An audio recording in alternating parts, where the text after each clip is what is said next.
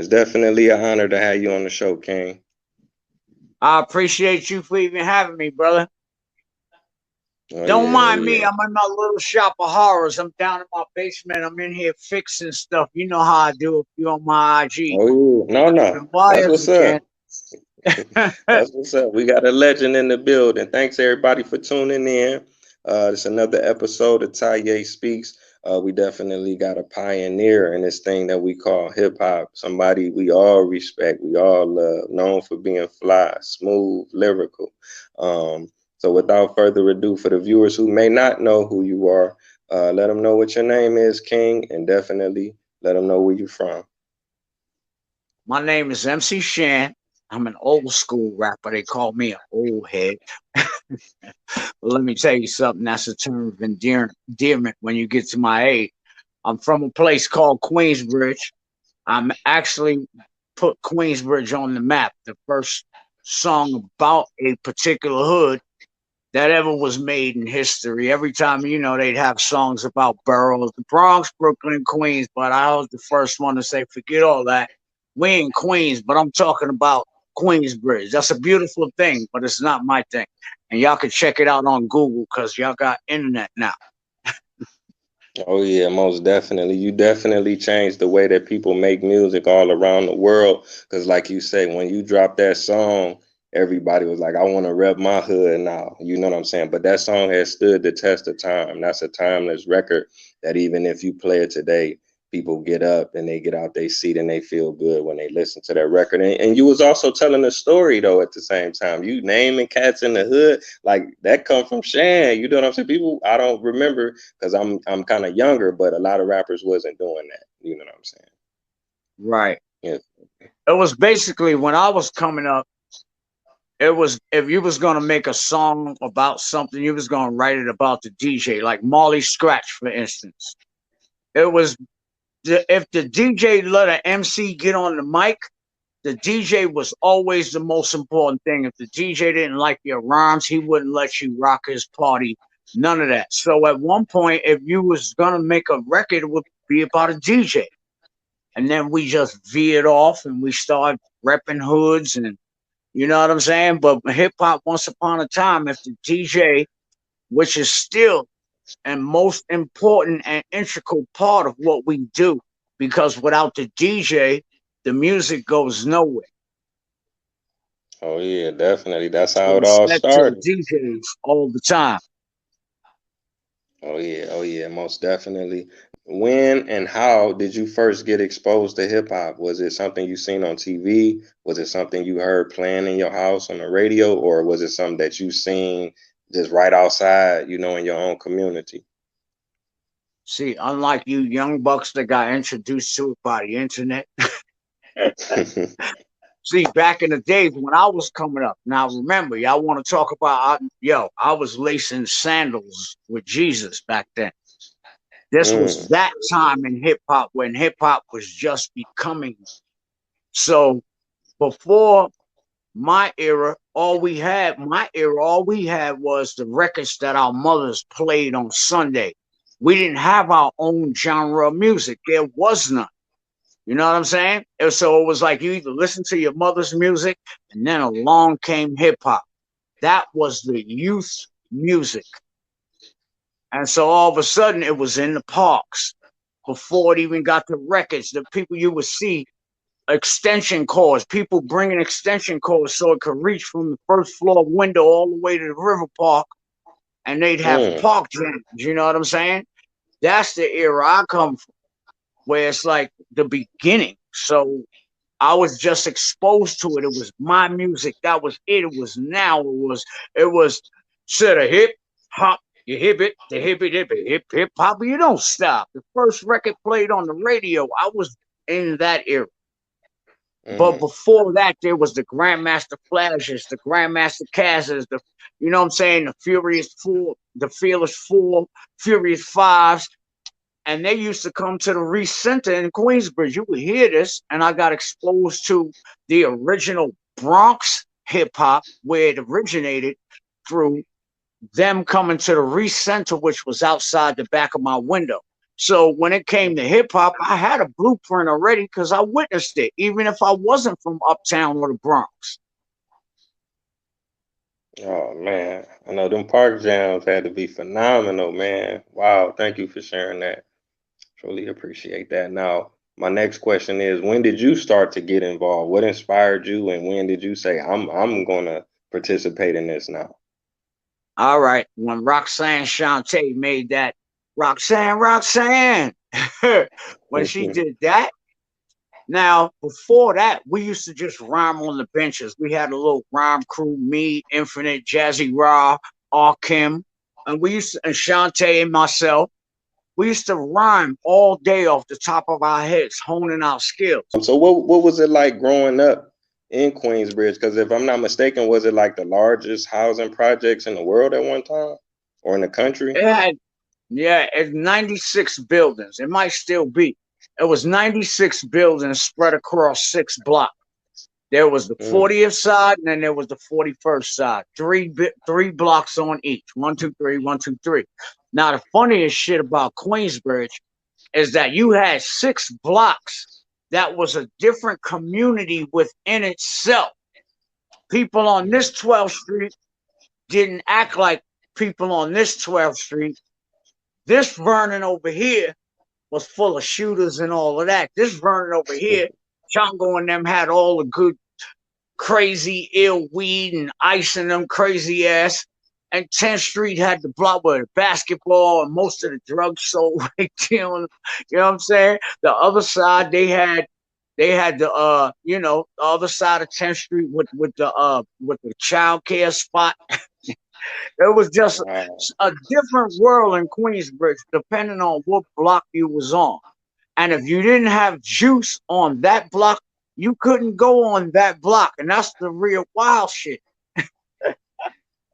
Right, right. I'm glad you broke it down like that because from the outside looking in, a lot of fans is like Queensbridge is all together, so all the rappers should get along, they should move together. But like you say, when you live there and you grow up, it's kind of different. And a lot of cities, I It guess, it's was, like, you know. listen, a city within a city. The Queensbridge that I remember, the one that I see now, is looks like a daggone a Gestapo ghetto in East Germany back in 1942 with big spotlights, and it's like daytime all day. That got to do something mentally, psychologically to you. That is daytime all the time. Definitely, definitely.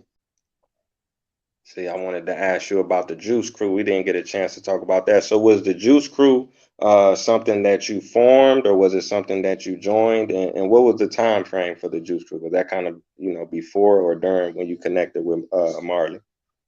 Well, the Juice Crew was something that was formed well before, and it was members like Curtis Blow and a lot of those Bronx cats, Melly Mel and them. They was part of the Juice Crew because they was down with Sal Abatello and the Fever, and they had a thing that called the Juice Crew.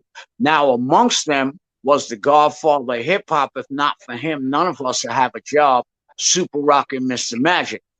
Now, Mm, Magic being a part of that Juice Crew got his own power to say, yeah, I'm gonna make my own Juice Crew.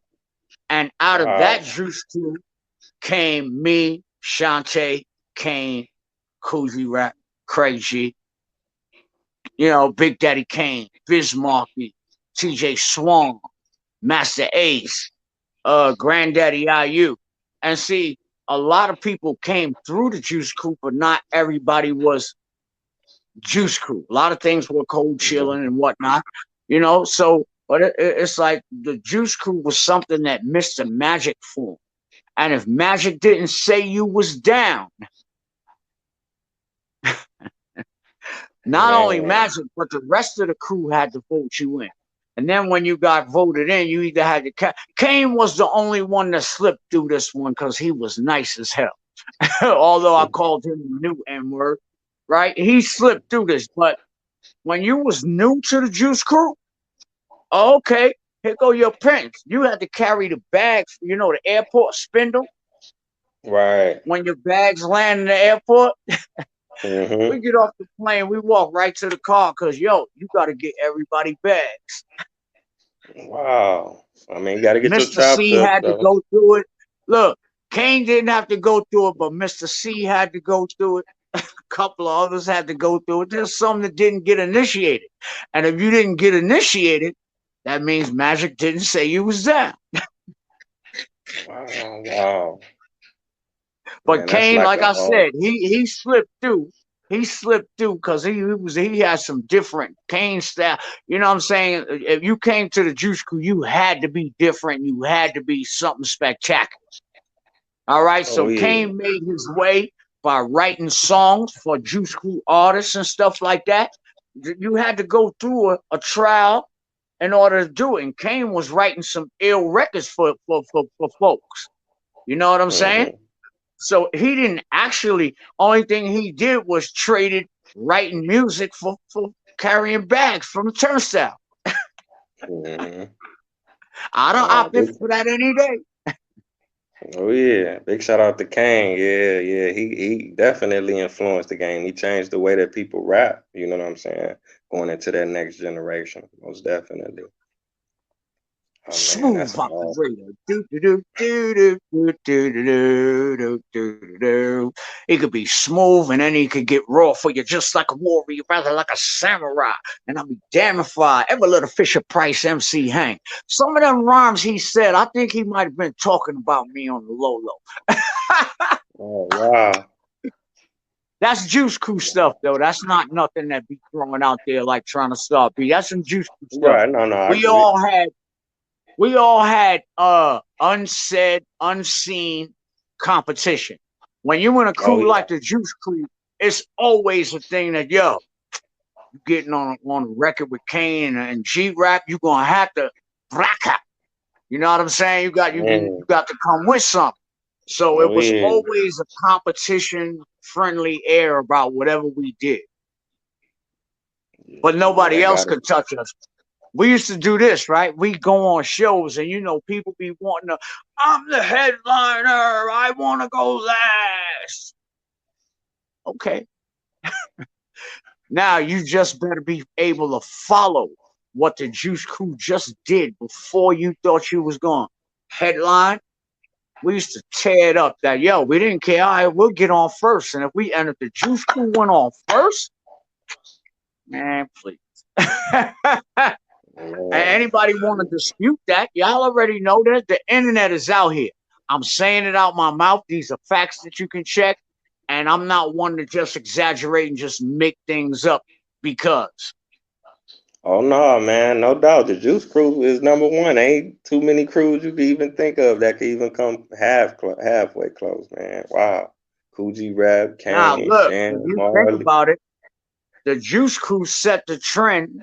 See, Def Jam was just a collective band of artists. Run, this one, Houdini and them, that was just a collective band of artists over there. Mm-hmm. The Juice Crew set the mold for Wu Tang.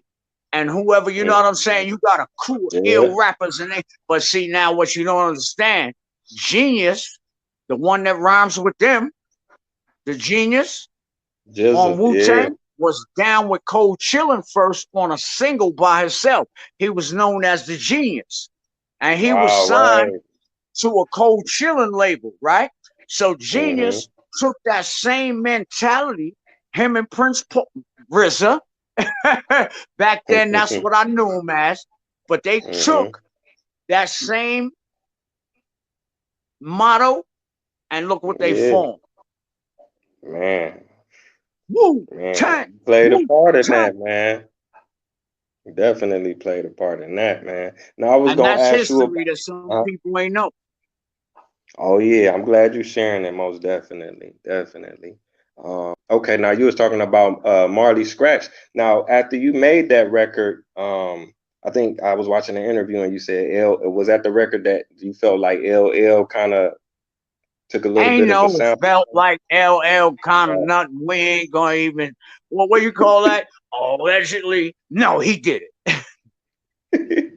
L is my he got partner. See, right. but it wasn't actually LL. it was Rick Rubin. But being young and it Wow. was the game of hip hop, the first thing you do is go after the rival. Okay, so what it was is Molly Scratch, boom, boom, boom, and you can go back and listen. Molly Scratch and Rock the Bells has the same beat. Now, back then, we were so original that we wouldn't steal each other's beats. We wouldn't take, if I said a rhyme close to yours, I'd change it.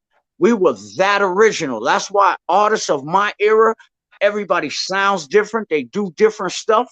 And you can just keep going down the line and not find one that you can put and say, ooh, you know? And so Definitely. with that, it was just, man, this hip hop game is crazy as hell. You know what I mean? Right, right. So then you dropped the beat biter. You Right. could I talk dropped about the that beat record a biter little. on him Yeah. because here's how he got the beat. We was on a Jerry Freisen tour and we went to Ohio. And one day L said, yo, Shan, come listen to my new song. But we out here on the, you know what I'm saying? We doing the same thing. I was swole headed. He was swole headed. I listened to it, but I didn't pay it attention. But then when it's on the on the radio, rock the bell, boom, bang, bang. What? He stole my beat. You rock the bells, but you stole my beat. And that's what it was, you know? It Okay, was okay. like the same kind of situation with Chris. Now, when I did make that beat biter record and LL didn't respond to it, you never heard me say, "Oh, I killed L in a battle. He never responded." You can't say that. Never was one. You know what I mean? Well, for Right, 30 that's a years, good Chris been point. saying he crushed me. And it never was a battle. And before he go ahead and go do verses with Kane on the 17th of this month, I was calling that out for like 6 months to a year before that even happened. So I'm just putting that out there so that nobody says, well, once we get to the Chris situation with the Kane thing, we hear you fest. No, they didn't even ask me. Wow, wow. But if you But I think want about it, I've been putting to. it out there like 6 months before that. Like, well, see, now that it's back to having an audience, I can't mess with Chris with an audience. But when it was just streaming and you had to watch and listen to lyrics, you would have said, yo, Shan a superior lyricist. Because I could never touch Chris on stage. Not many rappers in this industry can touch Chris when it comes to Mm, stage. So I felt, yo, that'll give me like an even playing field. But when they start bringing back audiences and whatnot, he got to go against Kane because only him and Kane could even touch each other. So that's going to be a good one to watch on that level. Because they shouldn't yeah. even be battling on verses, but it is what it is. You know what I mean? Yeah, yeah, most definitely. I definitely look forward to that. So my next question is, do you feel like when KRS and Boogie Down Productions, when they responded to the bridge, did you feel like they had a legitimate reason for responding, or do you feel like they was just trying to get their name up? Legitimate reason or not, what people don't understand is that was the game of hip hop back then. If somebody didn't Mm, like what you said, it was a gladiator, verbal gladiator sport. It wasn't about homie says something about me, I'm gonna go punch him in the face. This gonna happen. right, You dig what I'm saying? Me and Chris had this battle definitely. going for 30 years, and we still both here to talk about it. We've been in the Exactly. same rooms with each other many, many times.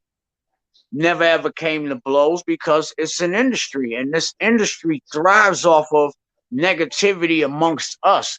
We don't make the money, but they get the lion's share of whatever controversy is going on with us, and we made the best of it. You dig what I'm saying? Right, And right. I without mean, Chris making that record, we got to look at the paradox also. Now imagine if Chris didn't make. Yes, the bridge would have done what it did, right? It would have went right here, but not for the fact that Chris made that record. It bring Chris and my joint to a whole nother level that it may not have been, not if for each other. true indeed.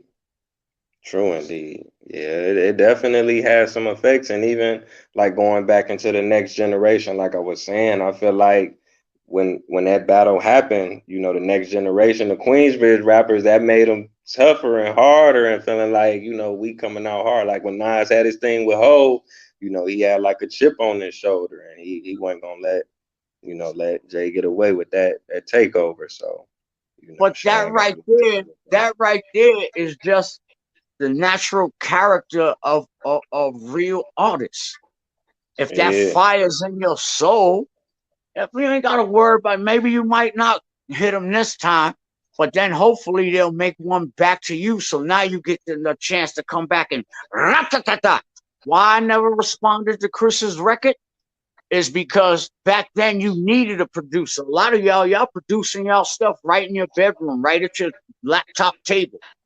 Back then you needed a producer. Not everybody was producers like they are now. Molly said, I don't like them and I don't want them getting no more fame off our name. I'm like, Molly, they're already famous. Right, I So feel you. that's Let me why there at him. wasn't no response after, you know what I'm saying? So I guess in his mind, he figured since I didn't come up with another one, but if you look at the logistics and how everything went in reality, that you can't even claim that because I'm still tugging at your shirt collar. Long Yeah. grass. Okay, okay.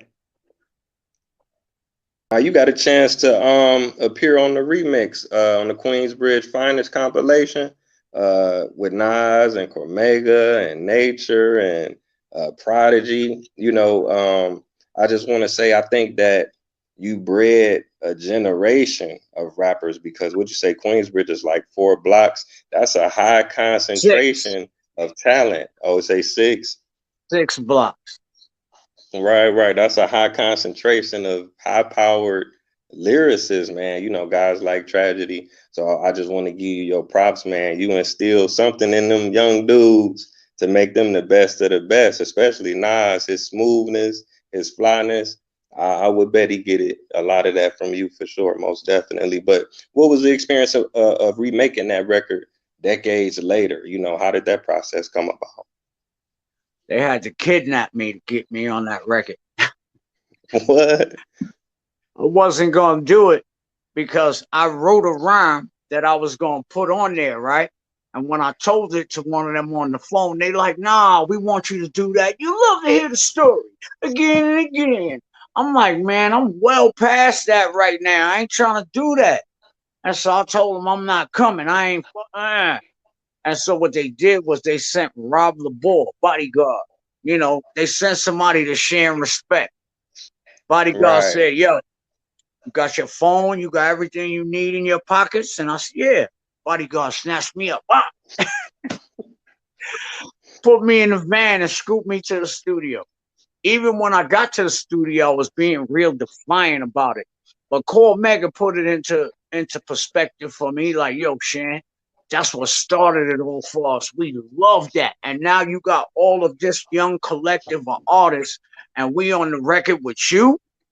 That's what Right. we want. We want that Shan. We're forget about that new Shan you trying to give us. We don't want none of that.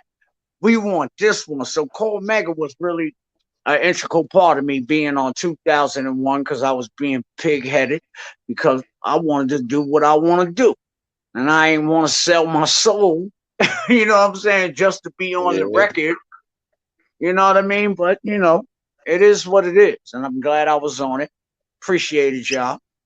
Yeah, yeah. I'm glad you shared that with me. Cormega, man, he's a phenomenal lyricist, man. Wow, that's just amazing to be on the record with all them guys. So I Look, can ask you, when I told go ahead. Cormega, right? It's like Hmm. Cormega. I think Cormega could. I think he should be the narrator or the curator of my story. Because Cormega be Yeah. sitting back telling me things about me that have me like, wow, I did that. He has Yeah. a hip hop history about Queensbridge and just Shan that's phenomenal. You know what I'm saying? And that's what tripped me out. So it's like, call Meg. I love Meg. I love the rest of everybody else too. But if I want anybody to tell the story, Mega got to do it. Right, right. Mega the realness. Shout out to Cormega, man. Amazing dude for sure. But a lot of them dudes, they great thinkers, man, and they fly, man. I know they got that from you for sure.